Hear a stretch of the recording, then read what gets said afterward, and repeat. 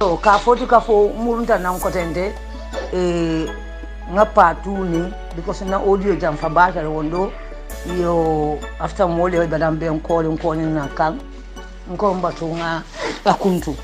yo murunta nan patuni to nim patuni Ibu Jallow talenti because aliya jele ka foti ka fo bizindinta because biri wolum lafta Ibu Jallow ka diyamai bari mbulo time utambulu because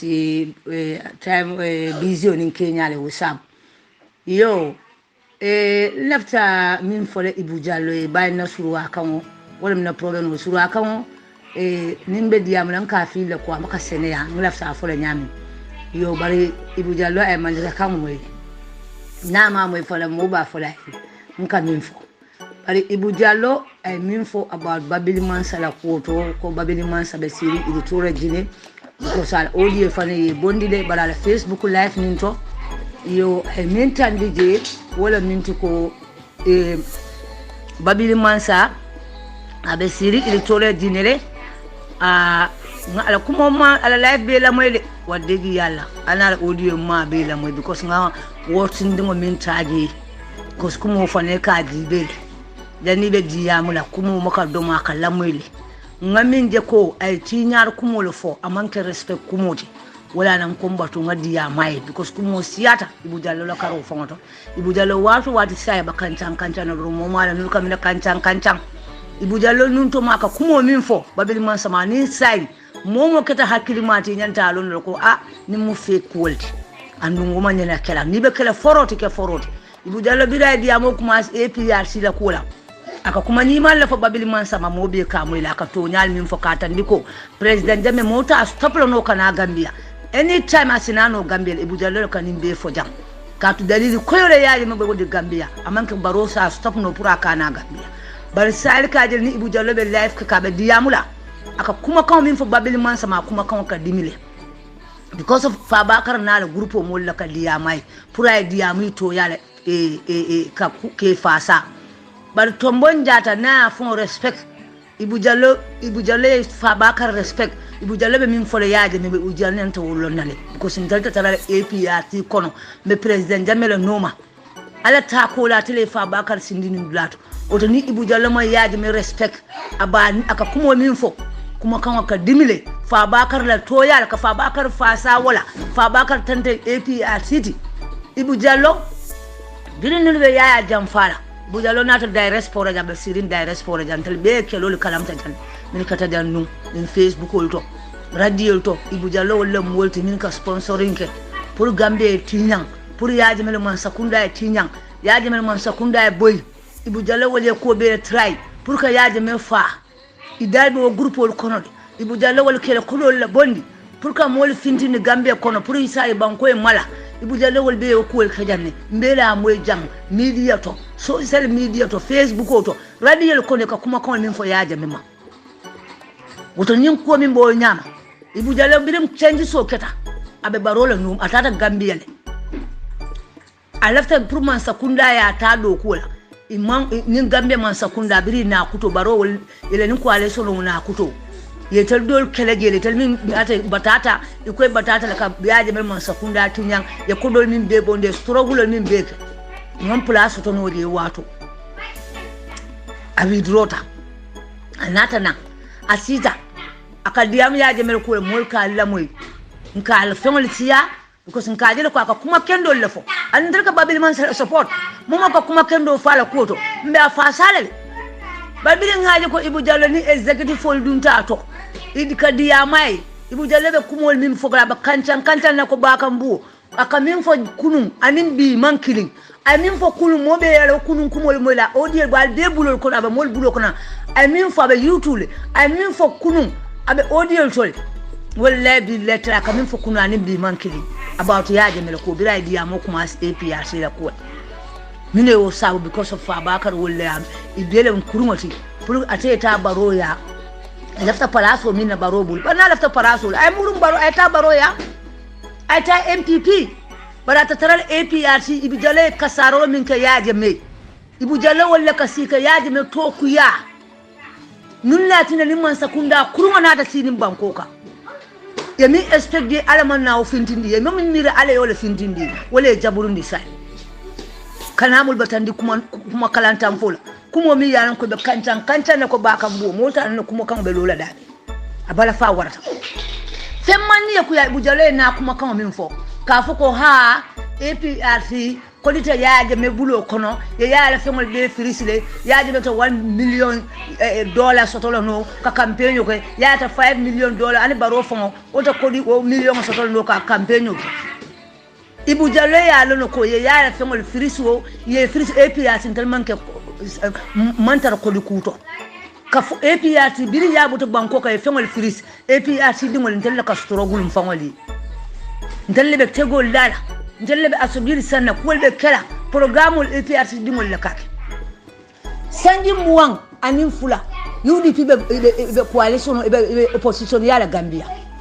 bari umati nin campaign site manta ke bulo fen nyola kam Gambia be yalon fente bulo amanke kodole mo be lafta kodole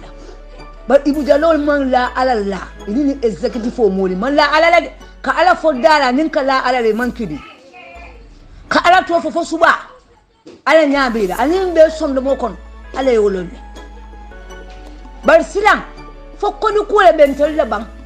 so nyay na femol be firis campaign mo kanda do ko do ko mari APRC interi no ko tije anu mantara ko Gambia be yalo ko na ko do le firis le bari kambulo fay nyoka nan ka radi barke kambulo fay nyoka na how many thousand ka bendula kirinto how many thousand people la kanadi moto del la ka rent woto anu APRC militaire la ko executive for mako imakela kodi bondi je mo la ka kodol fay nyoko ka dila kodo siata nyaanye bakela kodi keji oto campaign yolo andi ko mo bita campaign ita bujala ko $1 million amin fo $1 million tan tel bulo kono nyaawo nya $1 million obe ala bulu ibujala mo da handi babili mansa ni ma respect ibe fonyo lale bari diam tala ko kuto kuja wala tel be reply lale fonin tel fata because ita tara APRC ko ita kan na purka APRC di Adam Barola ita mi yaron ko yebo babili mansa to jaina ta si diaspora ka president me kele suta tilibla wulara ka mo sponsor pour eta Gambia mala altel bere dabo ko ko radiyal kono ka diam ka yaaji me toti nya tubabo liya internet ro ka yaaji me toti nya UN ka yaaji me toti nya American liya ale kuma jawo be fo yaaji me mat bite nasli ya tar APRC mo be struggle kam science ile india mo APRC kono yana ne ko kana APRC kullata ikana bula molla ite mol min tara mol be diam la yaaji me ko sandi jelu mo be struggle kan jam ite du jalonin din kurungo ay din kurun da malla sita janka yaaje me agence ka safero ke dulaito ka fa mo ko dictator dum mo faala la meta ibu jallo wallahi yo keda jamal mo kalamta fodin sai mo mi yaran ko start dia mo APRC walla malla ko kalamta barin tali yalla ko be kalamta ni radio kono le ni Facebook ko tole ngajeje alka min safi about yaaje me ko bile ni mansakunda kenta inata min sotola barola mansakunda bili ma sotoji ibi droto inata sini Facebook live to iko ka kumolle fo mi keta fenke ibe yaaje mele kuma ni ma fola ibe yaaje mele kuma ni ma fola ko okay baye kunite le boato atal la jamfa bi ko murunta nan akam okay baduma maslaha ngamutefe ngamutefe iko sign fa bakar na la groupe mo la nin dilo ni la nin 419 ko ifane ye bure fe ko ka Adam Barrow support ibu jalo ni ba ita meta Adam Barrow no ma tele Adam Barrow sindi ita meta MPP le because coalition man sakunda tele sponsor Gambia be nin halako nin toro min kono ani yankankato atelle asabu yankuba turele areso atelle asabu because ni ita bin kalo ka alquran mun ko yankuba tonya amon koro sisifa yo min fo tonya biji nyawonya atelle atine yankuba areska to be dabe 2016 419 election ko mun nin Gambia man tarani ko bibe yankuba wol mutala ita mutala bari ale tonya tali aka wuliyati ale Gambia be dunu nyoko alka ka yaaje mele buso wala murum tete ibu jalla fankan ka tete min mira ni man sakundado biri na kuto iman na walje man min mira ale wala fintindi i jomol te jakal te na de Facebook live commence iko Zainabu Jammeh ya je mele private cool iko ta ko wala for social media feta ni la muso min ke la bungo kono ina be min ke la bungo kono be sonna mo ya for Facebook feni la muso min be sire bungo kono America ina ka manya min ke la bungo kono ina ka problem min soto wala bungo kono ina ka koko soto wala bungo kono feta ya like le mo si social media ke la muso la ko mo Ibu Jallow muna alinga ifango long falongo amanke lendiroti falongo amanke lendiroti ni mol ko e fango long imanke ko yenene ifango long Ibu Jallow ike ko long babili mansa ke manke flangoti amanke le type pour ka si media to ka fo ko e bolo musola kumol fo le ko lo kumol ita who are you ita musoni be si le bunkon ina ka manya min kele bunkon ina ka ko kele bunkon fo ni moyo fo ya be diade abeliyale soko babili mansa alifato mimu grand leader ti ay gambe mo rasanji mo wani fula Ibu Jallow bi ni be mansa yale yakaranta gambia le nata boru bu bota gambia inata situ wa duje ko ka babili mansa kele ha mini yesi ko do min sunya Ibu Jallow gambia no be ko do sunya iko ma sunya bare gambia banko be ko do sunya wala si america ha mini million ite min sunya bi ka fo lo ka fo ko babili mansa fenta bulu haɓe siri ilitoreji ne damin to abbatari ndi aɓe ni kuyi ala kono je kata mako kaca ala soto je ala muso fango sannin sanna kana ilitoreji ne muno mira haajol tibam wo mira haajol tibam Zainabu Jammeh ni babili mansala ko itel nyanta wo satale ni social media Ibu Jallow kulambali ya bulade kulambali ya ne jambe din fole e mol ne Ibu Jallow kate na alifala ne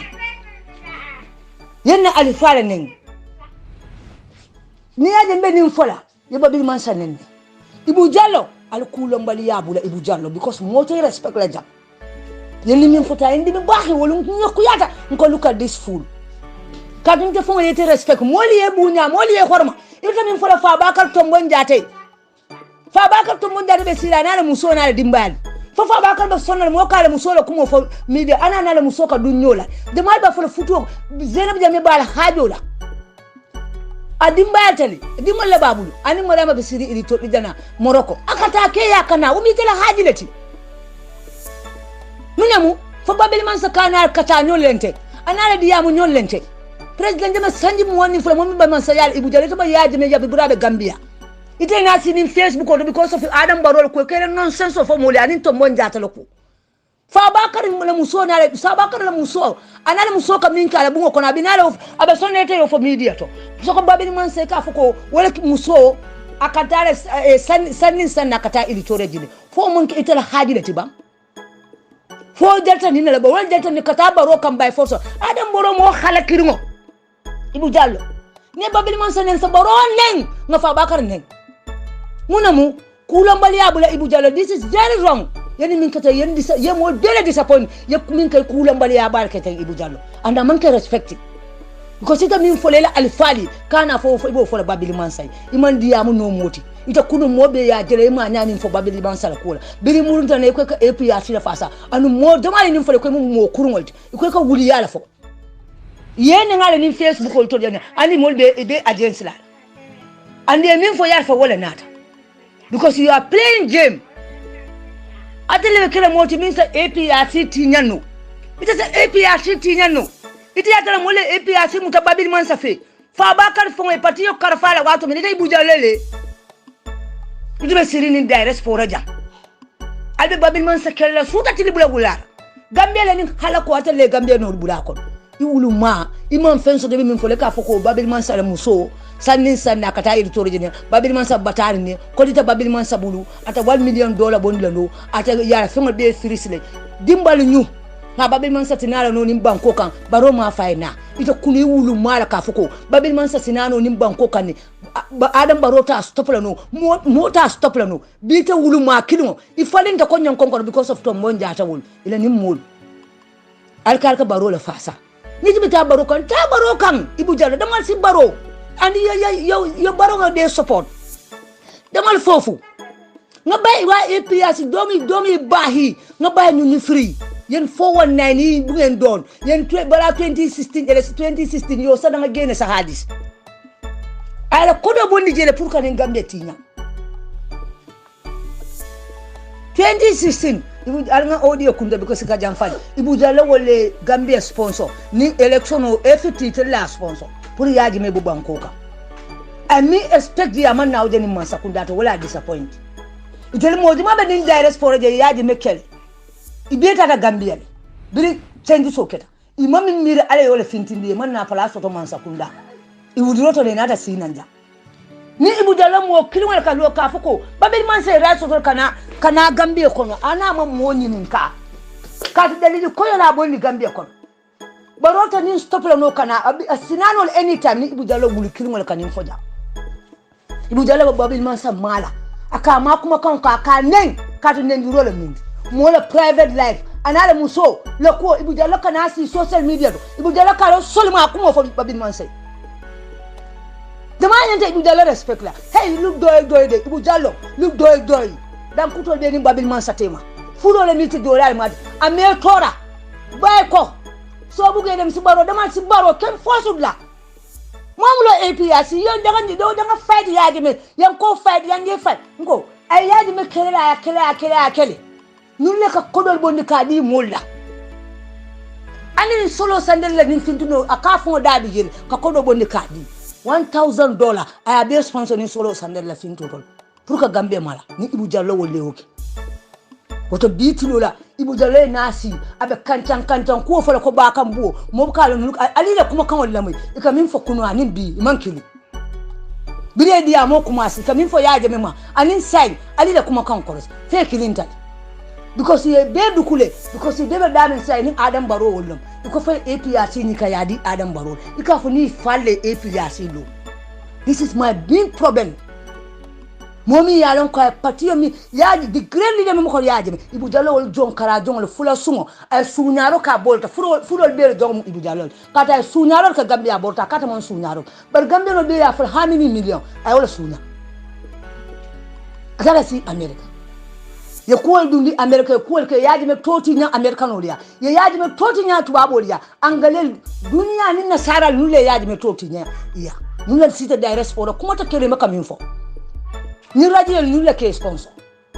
ni radio station ni belo to ni direct sponsor nulla dabe sponsor kon ke sponsor pour ka yaade me toti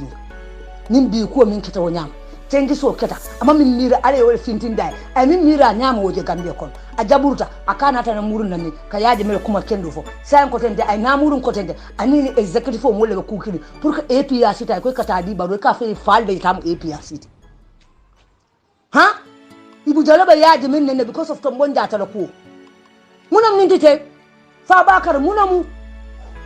fata yaji mela ibe Ibu Jallow min sindika yaji me pura ka yaji min ma ni man te bola fa bakar ibe mo la kamfandika ni man te bola ni ma tin APRC ta baroka ite ni le dimba sita na le executive altal 419 mo alta people don't mo non kiyalla bibi la ta mo la haji tije ba APRC patin sa tandala ko mo ba tante mo fatante ha mo batante mo fatante bele dent APRC dim foro la tam APRC idim babini masa bari inta APRC gele ka 419 katandi Adam Barrow la wonyam Adam Barrow kasara ro min kamoli ayen kasara la en tora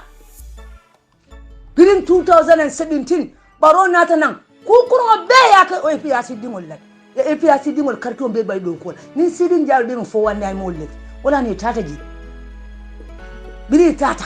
atel executive for normal sidin ja attack I be de ala ko because I na be dilo ko ita man yaade me do fenna ya ala patiyo ni ka karfeda ita la ke ba ya be da bi yante mi le ni ala temo da yante mi le sayal ko mo be ke mi ba ita la ke ba ya bi imanyo sonu malore lai ku hani bare yaade me kele ya kele ni executive full farka Ibu Jallow sindi ko ndaka ya nen kadi nun kuma kawal min ndiro mo moy kumo la moy kido katidi Ibu Jallow min fo wolu yaadi be ngolu ni ko yata man diam no ni lungol bi ko because mbulo fana nata mota because nun ko be diam le watu mina katalo su okuta jam bala ya kuma kawal min fo yama ka fu ko ya ba batari wolu la katu wala wodi waka woni be kuyar wolu lato ako il tore jire moldi bi yatal il tore jine ja ko mol ka sataro kati molla ka fate je ko ilafta selale akwa molla ko fate je Ibu Jallow wulu ma kirma lote jang mota respect la because I disrespect ko ke ya jamela so fonga fighting ha mota respect la inta ta respect la because biri ngaja ka babil man sanen ka nimu nen role mola private life anala muso iko sindi media to ko molle foite editorial jina iko editorial jina molle yete call ni wulu mala loto jako yaje me kata call a wulu ko kilo nata bo jako yaje me kata call yaje me ala fa yaje be lo number fintinda call dam bila ka diam ala audio be la moy no ka min ke live Facebook al muri ka gambe no la be ya ko moy ako yaje me kata call ala ta sejan ko danda ko yaje me kata call molle be editorial jina min ka ko fati for yata ka yaji me ka sika nonsense of president jabe because of ata Gambia ibu dalawal din kurungol kanana ka mole parti nin kele nin ken ngo kele nin ken ngo kele je tele nin banko bo nin toro nin hala ko kon APRC muna ma le problem oti ni ibu dalawal din kurungol ka kumo fo fa bakar tombon jata nala mol toyar ak ka kol inata be kukil fo fe mbi la mol fanam bulo ko ika fe ko ibu dalawal dimbal ñu ci Facebook ngawa dimbal ñu nga wax ibu jalal jamaati ibu jalal mo xala kiri male mo tora jang itele gambe no bulani kata kon ay gambe na fulo sunya bota na da situ wadu ni afa kata ma sunya edi wotu wollum fenke wollo ata famu mo kurmo ta tele sunya roki ay kan be la edi wotu wolla kanja akole kodota malam kodo gerian fale bankila fale vila edi wotu moko defni birabe jamne dembe ya moy wose yaaje memma yaji mi yalan ko ay gambe nol ma ko ay gambe nol fasa man sa yaman di an ko ay min no ay walake bar yambe nu say 95 be pass gambe bali ibu jalawol banku din kurmal mi yalan ko ka gampo banko na fula ay wala sunya anata bodo anata si asalemul anata america jang ay famta sojar din ka asalem ko dum ka yaji me toti nyang ka to nondi ka kolke itella ka diamura di kono ka itella ka sponsoring ka din dumal afon da kan ta foko solo sande la problème a $1,000 bondi ka be sponsor nun ko pro be wole findi ye wuro so be do kono claimo ke ni ye min maaje ni mi fate bul ko yaaje mele wolfa ni din kurungol we CB social media to akama hormo so to yaaje mele amam bunya so to yaaje mele nyanta hormo di dala nyanta bunda di dala nka bulo ko si Ibu Jallow. Who is Ibu Jallow? Fa fale APRC lo itel bele fam fa bakar tombon jata muna keta Ibu Jallow killa mol kama minalla wato wata Ibu Jallow APRC kol attack la muna keta Ibu Jallow din kuru ya men keta fa bakar fongoy wulam yalon kol Ibu Jallow wala mo kurungal timine Gambia bulan problème ko nuni mi yalon ko dol be kono wol tata sile fo Senegal TFM de ngeen dem be TFM fofu ngeen tok e ka fa yaaje me ko ji billahi wallahi tala mbita fa kaburu nenata nyina ninna TFM ka fa yaaje me ko ji wol bebe executive wol kono bi wala nata ko kana APRC da di barola billahi yaaje me min kele family ay ko min no woli yaaje me len mo len defar yeen yep sen family ak yeen sen touri dem lo len am yaaje me yalla ak yaaje me la te ngene yaaje me ngeen jamfa way betul ma amam beta de because unteli yaaje le kunu ni media to jam Facebook wata mo baka halin diyamla TFM atara si wolta ko yaaje meji man sayala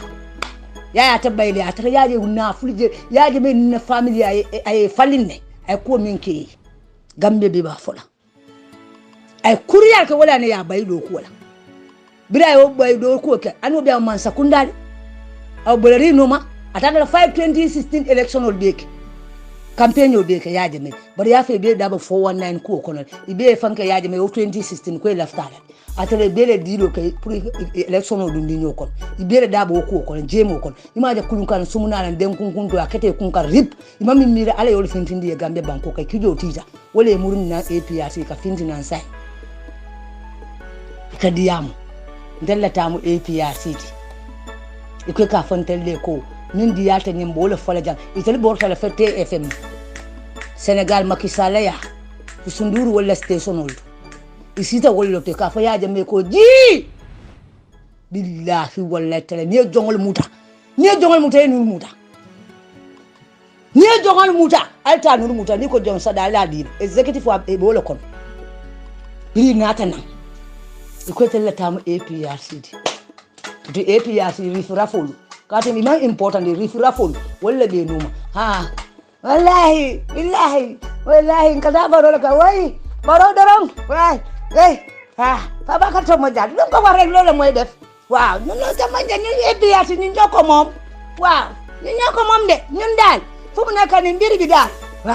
waaw bi ndelu ke pata ko lolu de numa waaw wallan ba ko mutalaj so musuri frafol wai ile ni jebol oh my god you people give us break mina lote ko yaaje meji 2016 election birin yaaje me kata jilen wodi ya mokata ha election 419 ya fe bere dabo 419 ataborta boru jongol ya Senegal wali dole nyaita dole lata tuwadu dole nyaita dole dum ta sankon imam kunno sanko maleko le bute ilona ye wanyai Senegal de Bissau kona tetara si ya heji ya minu mutaye ku fe senata aye kula fe senata gambe be long gambe be ngahata fo ila yomi dine ala ta kula president jamelo wo jon kara jongol mini yo ke 2016 election ol 419 buluja wala mulunta nan ko de ko finti da nan site la tam APRC ya jame be siri il toreji ne ko ma mine ko fe APRC kata pati ni ka kandi baruda wala minti ko ita moli njikala muhammad dingo njikala ka di barol halide pati yo to yaya ka kuwal sign ka kaitol sign ha coalition on nyanta kala nimbaro wala min tali ndi lan tani pati yo kon don kara jon mun nem fula kemeti nem fula den keme wala murunta na APRC yaji min ma koy ayel magoro wulolu fe ila yomi dini history ba fal ko president jamele nganyandi imam min soto ala takula birin jawara jamanu ya na ta kude ta ka ya transport ay kanya de ka funi english ay ala takula ay maintenance le ala la mansa ya kai ko be ke ni la family ay ko be ke ni la family itol bota gambia ko so gambia kordal so de million soto e million le sunya e de wala kanalo bi ko ka fa yaje na parti yele ko pour katandi barola ñoo mom APRC ngeen mom APRC ngeen def 419 APRC 2016 ngeen taxaw ngeen ne président Jammeh mu waaja yeen ngeen ñëwaat baax ngeen ne waaw waa APRC ñooy fool bi yeen ne ka biggest fool ñun doomi baax APRC yi ñun am ne nekku mun tayga ndal bi manke mun taygati manke 419 may yaa Jammeh bi tre nga kanu alale ya nin kilay hey altentel nya kula no annan la karango nan la dignity be nix APRC is here to stay with Babili Mansa do or die no retreat no surrender we don't care ntal baka mo beki ntal ala la beki ala mi yenda nko le beki ya luwo nga fa man satellite fanda man sama so mi daro ke wala nyanta beki la wala nda nko le gossip anu ngulula ala duwa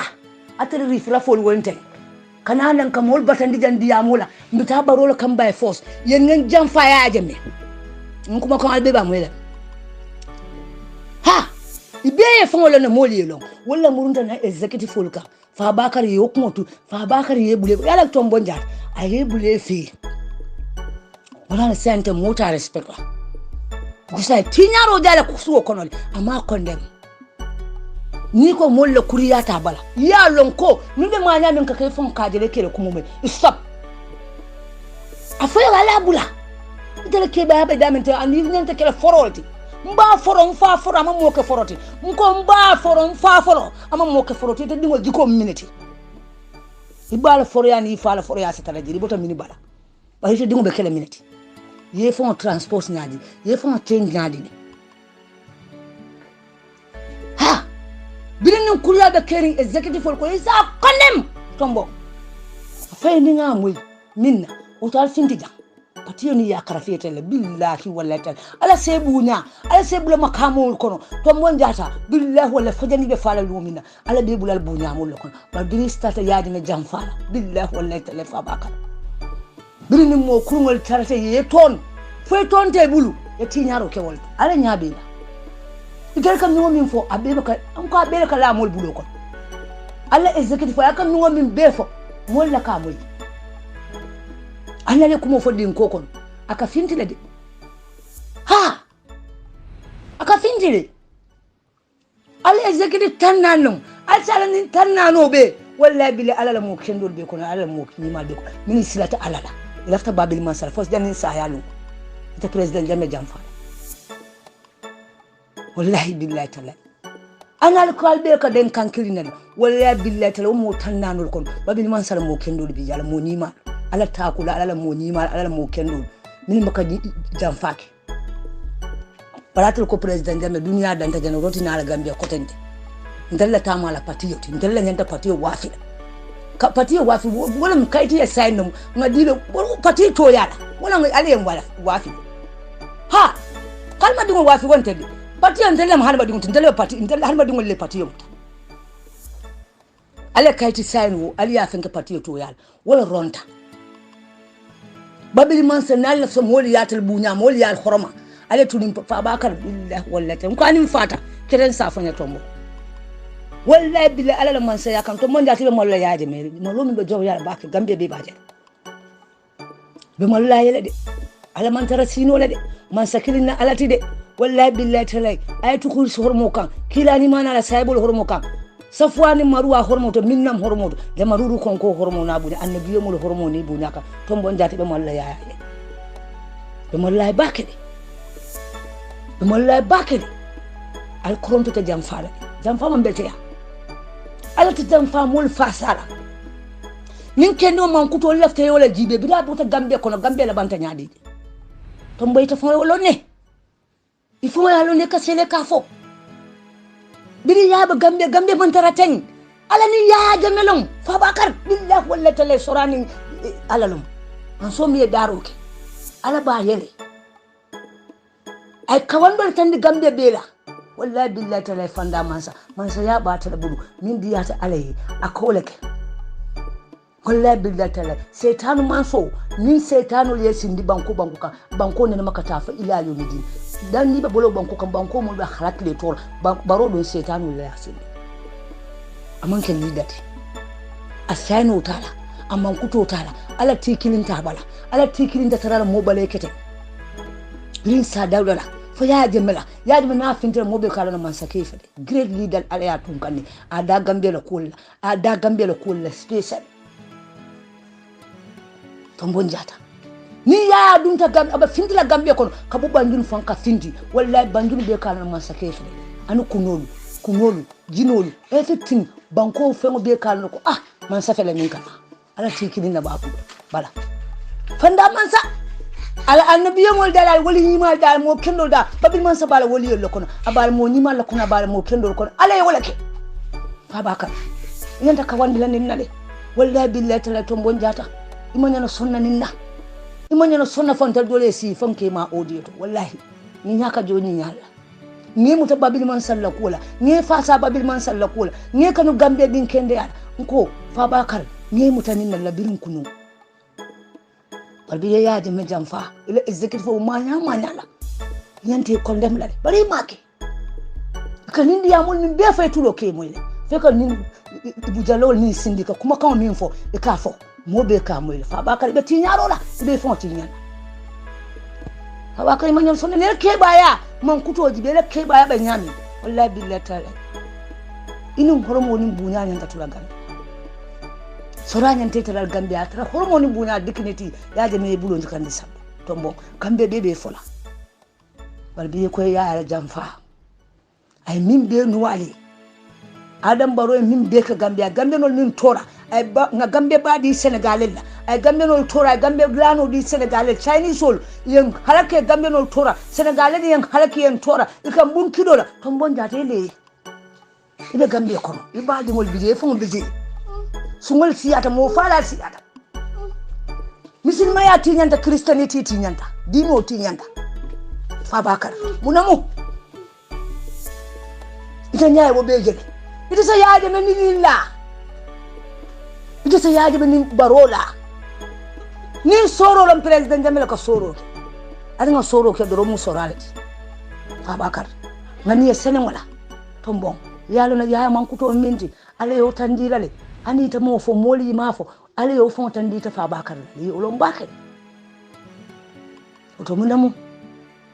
na ibu dalabe nun kuma non san sol fola to yala muna kita barobe mina dile tala mami soto no fongoy ya wato mina mo yele fore ya kantandi warindere silata hama dum jawla hama dum min ka jamfa ka subhanahu wa nko jamfa mul hasidul lamiti jamfa mul mansan qur'ano e bayde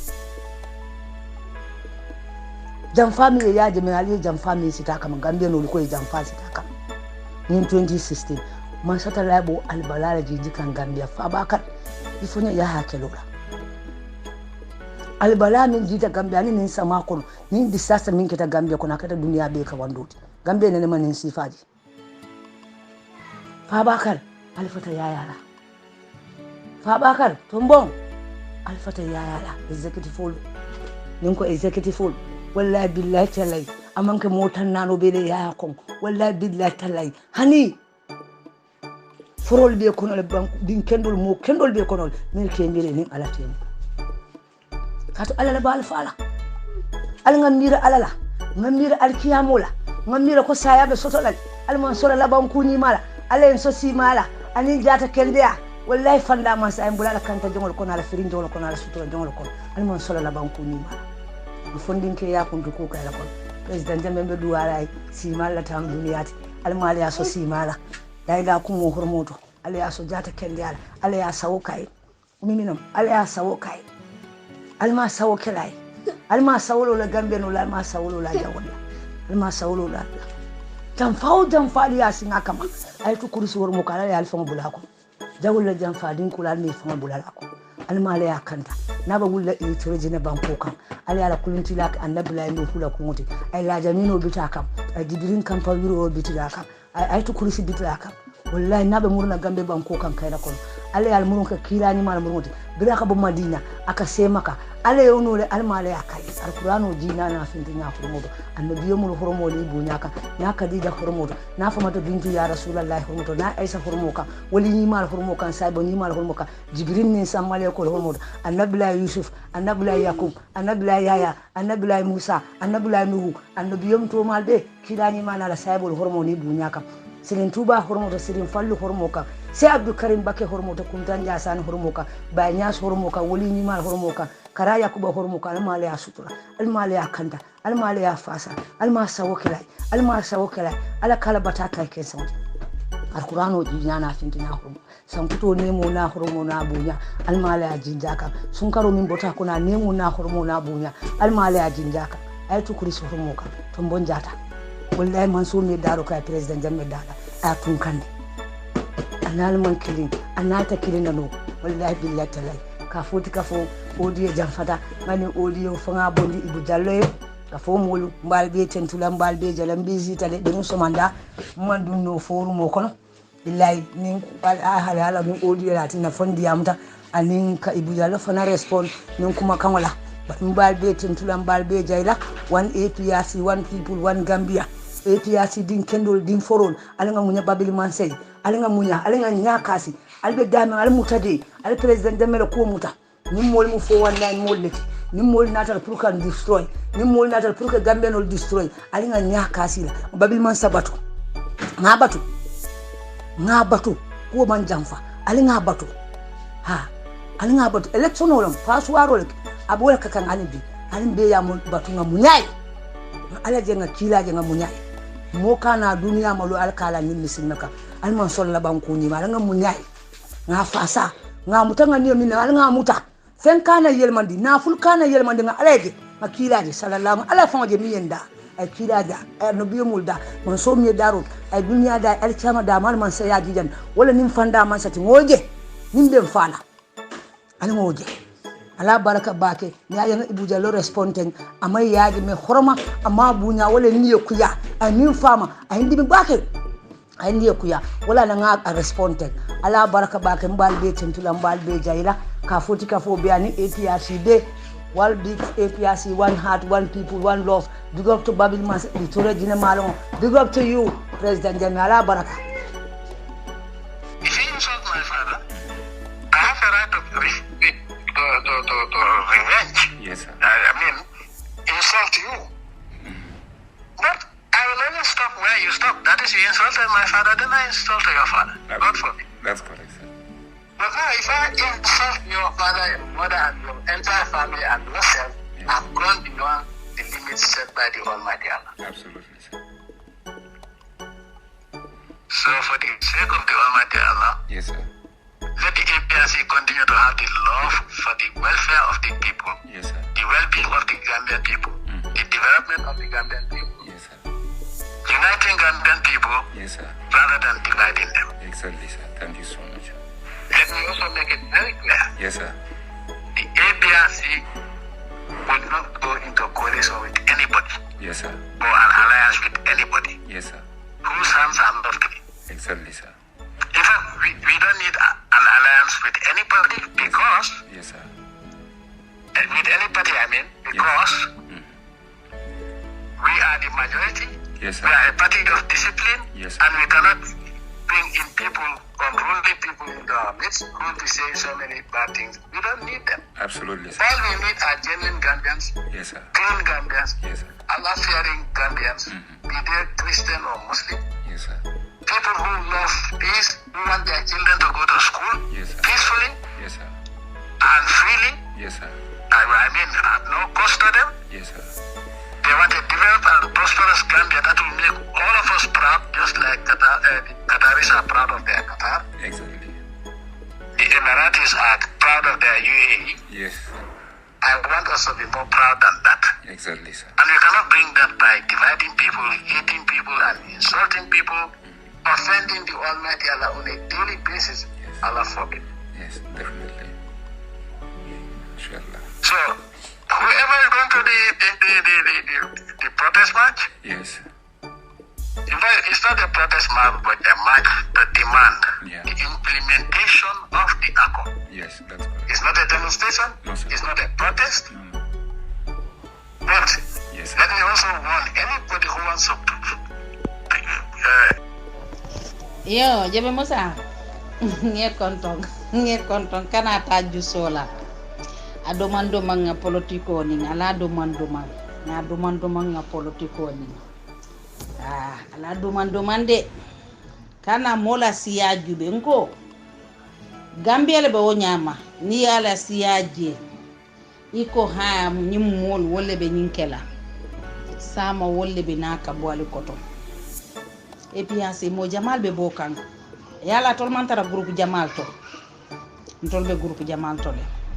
et puis c'est mo jamal le ka fonti yo ko killing mfana ngamin karang ni watin kono mba karanka mba jube kan MPP